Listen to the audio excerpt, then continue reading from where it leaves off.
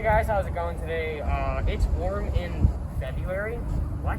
Anyway, welcome to the first episode of GasGuzler Revivals. Behind me is a 1976 Ford F-150 that I picked up a couple weeks ago, I think, for the price of $0. It was given to me, and all I've done to it so far is I put on 2 new front tires because they were obliterated, and pulled it out of the woods, and it's sat here since. So this truck's already been on YouTube once before by a channel called Rides by Ryan. I'll put the video up here. So in that video, they had tried to get it running and never did. They came to the conclusion that it had a stuck valve or something. And that's where I come in, like, I think 2 years later. So I don't know very much about this truck. What I've been told is that it sat in a swamp abandoned for what I believe to be 22 years, because the last registration was 2000 on it. Along with the Pontiac Firebird, which was in way worse condition. It's like completely trashed. So this truck is completely original, down to the original keys. Like I said, the last registration was September of 2000. So I would say that this truck did sit for 22 years. Rust-wise, it's pretty bad. There is absolutely no floor to the bed whatsoever. It's kind of crazy though, the frame, okay, why is it so freaking windy? The frame on this thing is like perfect. Inside is fairly clean. Check this out. It has solid floor pans. Even my F-150 has a giant hole right here, and the whole floor moves when you step on it. 97,000 miles. I'm honestly gonna say that's original. I don't think that's rolled. Oh, wow. Yeah, let me... Wow. That's just from the cover. You know, I'm pretty surprised that the seat is this clean. So under the hood, we have what I believe to be a 360. I remember that being carved in the hood, but it's definitely not a 390. See if I can get you in there. 360. So when they did the video on this truck, they put in a new starter solenoid. And the old one honestly doesn't look that bad, but I think that's all the work that they did to this truck. I did throw a ratchet on the crank. It does spin freely. I haven't done a full rotation yet because I want to pull the valve covers and just see, you know, what the whole issue there is. Check the oil. I mean, it's black. So let me give it a sniff test. Ooh, ooh, all right. That straight up smells like varnish, or just old gas, not really varnish, but coolant. Ooh, that's, yeah, and it's empty. That's questionable. Go ahead and throw this back on, pretend I never saw that. Well, like what I said about this truck being 100% original, like it's still got the original, intake heater tubing. So I'm gonna go ahead and pull off this air cleaner and see how bad our carb is. Ooh, that's a little tight. That's like really tight. Hang on. You should be able to flick this and it'll come off on its own, but this thing is very tight and it feels stripped too. Oh, yeah, because it is. Ew. Why is there fur in the air filter?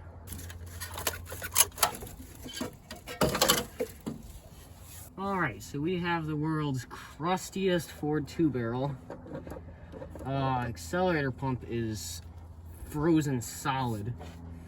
And the throttle does not feel like it moves very far. I feel like it should move a lot farther than that. And we have a ridiculous amount of chipmunk stuff and all sorts of dirt on the intake manifold. So I'll bring an extension cord and a vacuum out here, clean all this up, and we can start working on this thing.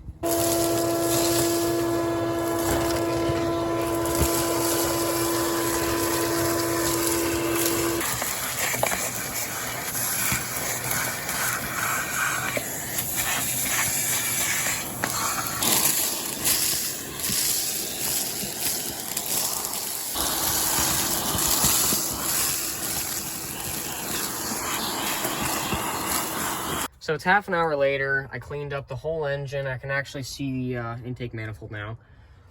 So that's all cleaned up, and then I also did everywhere else. So I'm gonna start pulling off the valve covers because I want to check the valves before I throw a battery in and try to crank it. Because this is a push rod engine, I believe, and I don't want to bend push rods because that's the last thing I want to do. So I'm gonna go ahead and get those off. All right, here we go. Ooh. Ooh. And all I smell right now is old gas. Wow. That's so the valves are they're pretty crusty. I don't even know what that is. It's corrosion from something. And the valve cover isn't any better. Hopefully I can just scrape all this out, but that is that was oil. It's definitely not anymore. I guess now I'm just gonna take off all the plug wires and take off the rocker assembly and hit all the valves with a mallet and see if any of them are stuck, and hopefully clean this up too. I want to get all that corrosion out. This one's gonna be tough to get off.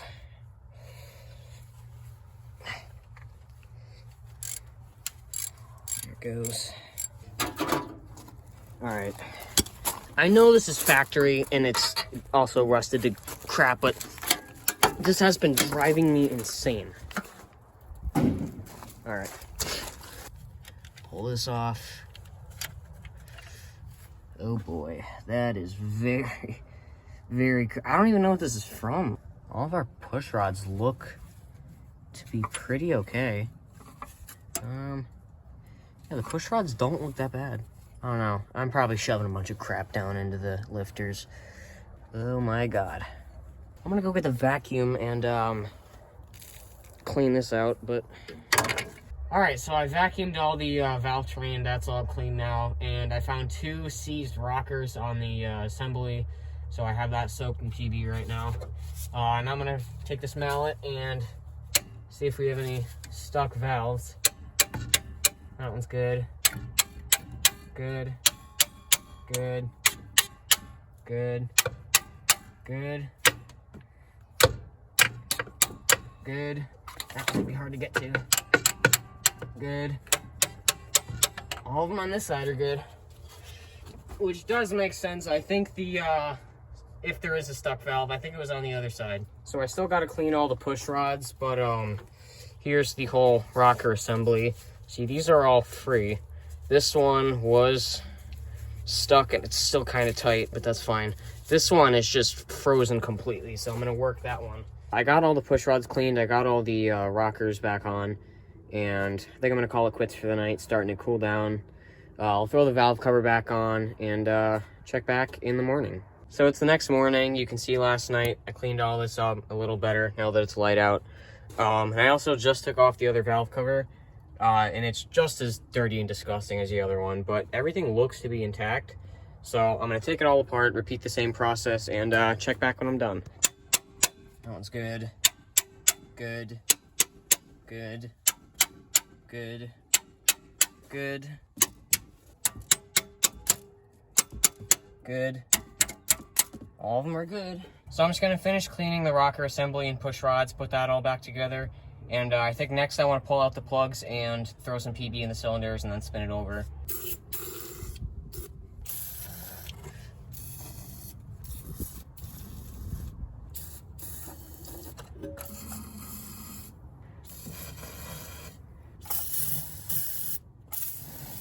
So all the plugs are out, and now I'm just gonna try to spin the engine over by hand. Ooh, that's tough.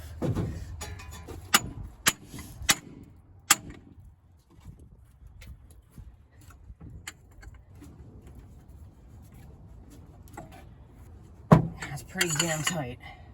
I don't know if the engine was this tight last time there it goes.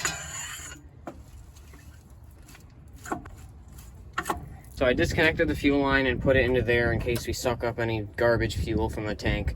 I threw a battery in this thing. I think it's time we crank it over. Alrighty. Hook that up.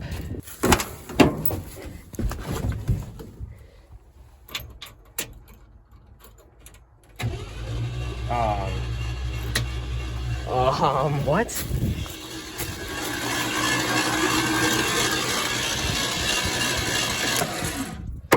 I mean, it spins over.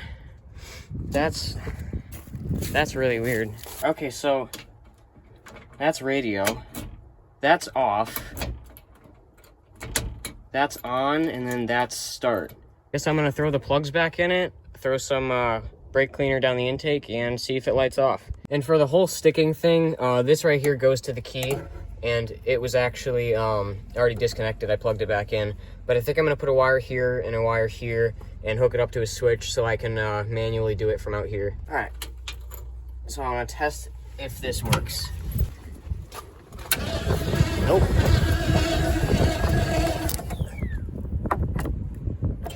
So that's really bizarre. You leave the ignition on and it just starts cranking on its own. Well, what that means is I'm probably gonna have to wire the coil up on its own.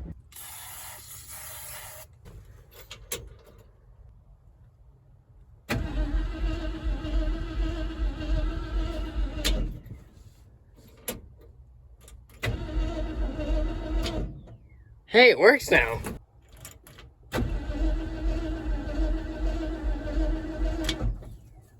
Well, it didn't even try to light off, so I should probably check for spark.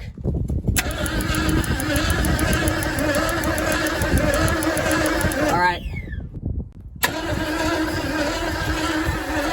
All right. That looks pretty clean. I don't know. I mean, I'll scrape all these off and see if that fixes it. All right, I got all the contact points cleaned up. Check this out. Ford's variable distributor timing. Oh, it's a couple degrees off. Boop. All right, I'll try this again. All right, pause. I am an idiot. When I sprayed the starting fluid down the intake, I never actually opened up the throttle, and I'm assuming that's why it didn't fire up, is because none of the fluid actually made its way down into the cylinders. It was all blocked by the throttle blades. That was a rookie mistake. I'm definitely not going to screw that up again, but please don't yell at me for that. That's the first thing I'm doing in the second episode, and hopefully it fires up. If not, I'll dig deeper, but my bad. I know that's frustrating, and figured I'd point that out. All right, let's try this again.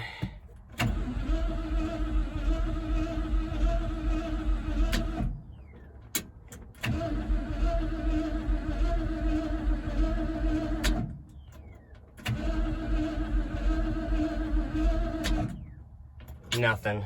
Anyway, guys, I think right now is a pretty good time to end the video. Stay tuned for part 2. I don't really know when I'm going to film that, whenever it gets warm out. I will do everything I can to get this truck running. All we really need is spark. I don't know why we're not getting spark. Either that or fuel's not getting to the cylinders, but I'll figure that out. It's not that I did nothing this video. The truck didn't spin over freely before, and it was actually locked up this morning. It had a really hard spot when it spun over, and it spins over perfectly fine now, so I think it was those two seized rockers, but that's all cleaned up. I got all the gunk out of it too. Like I always say, if you enjoy my content, please hit that subscribe button. It helps me out a lot, and I will catch you guys in the next video.